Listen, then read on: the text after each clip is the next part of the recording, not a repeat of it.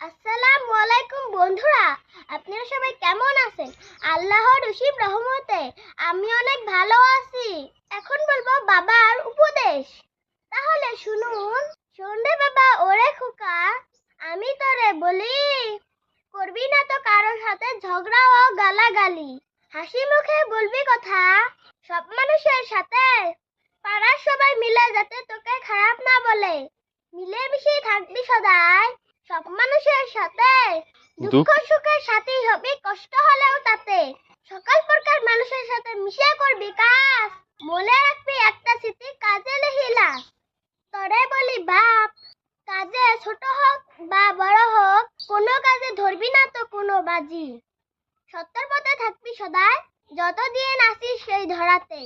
কে খুশি আর কে নারাজ হলো, কারো কিছুর করার নাই এতে। পরিবেশে বলি আমি, মনোযোগ দিয়ে শোন।